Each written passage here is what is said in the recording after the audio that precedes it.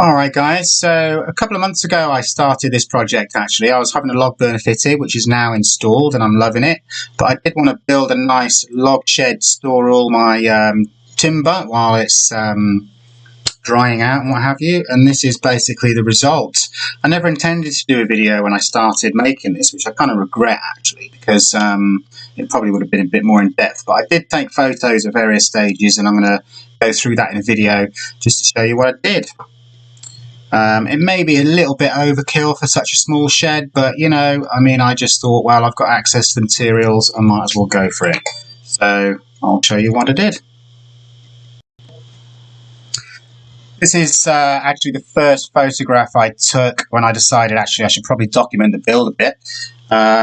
Initially I built kind of foundation at 6 underneath each of the vertical posts, so you can only see 5 of the posts there. I think I haven't fitted the back one yet, but it's basically I dug a small hole in the ground, filled it with concrete, put some engineering bricks that I had actually off a chimney that I took down, and I used some little paving slabs, and then the vertical posts. The posts are 4x3 timber. The base is 6x2, and there's kind of a horizontal at the top there, kind of a wall plate in effect, is 2x4. So as I said, it's kind of probably a bit overkill on the timber, but you know what, I was kind of having fun and got carried away, and you know, I want it to last. It's built off the ground a bit. You don't really want your timbers to be touching the ground because they are going to rot. So with this, it also gives a bit of airflow underneath, because obviously you're going to want your logs to dry out. So that's how I constructed the base. Here's just another photo of the base, I think at the same stage. So here I've completed the base. I've added some joists, joist hangers with some central timber there as well, just because, you know, this is going to be supporting probably a couple of ton of logs.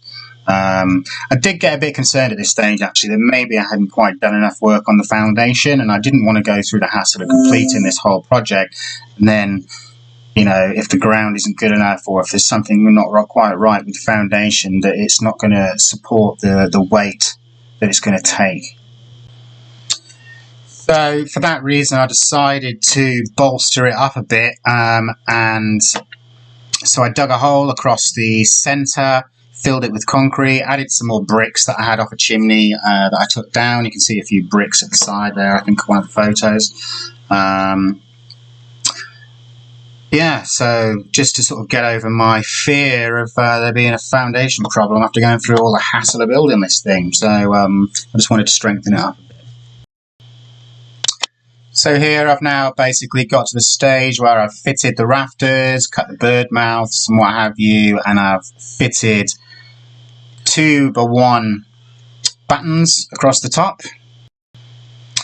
And then it was time for the slating. So I went to a reclaim yard, picked up some reclaimed slate, and got cracking on the roof. I quite fancied having a slate roof. I just thought it would, you know, look nice, look rustic, probably make it look a bit older, blend in with the older surroundings. The wall behind it is actually probably well over 100 years old, has been built in different stages. And as we're on the wall, actually, I should mention that the wall isn't level. You might see at the top of the roof there, the top of the slate, it doesn't look level. It's actually because the wall behind it's level. I assure you, I have built this thing level, honest. So yeah, so that kind of led to an issue with flashing it. I was intending on doing the flashing to the wall, but because the wall wasn't level, I thought it's not going to look very good. So I ended up just doing the flashing a bit different. I'll get to that in a minute. So here I'm just cutting the base of that the wood's going to be resting on, obviously. This is 6x1 treated timber. And then I decided I would stain the wood. Got a nice dark oak colour stain, I think it was called, to make it last, but also make it a bit more rustic. Looks nicer, I think. I've added a shelf there, which you can see, which I don't think was on the earlier pictures. A little shelf there for kindling. And then the larger logs would be underneath that, and also in the right hand section. I've also added the feather edge timber cladding, as you can see on the side there, just to kind of keep that weather protected. There is a gap at the bottom of the sides and around the back of the log shed to allow airflow for the logs to season and dry out.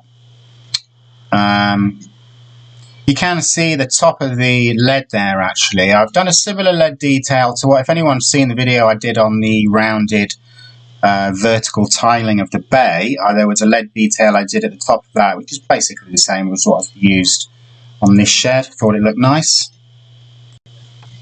And this photo shows the log shed as it stands today. I decided I should maybe do a video on it. All the earlier pictures were taken a couple of months ago and I actually did it.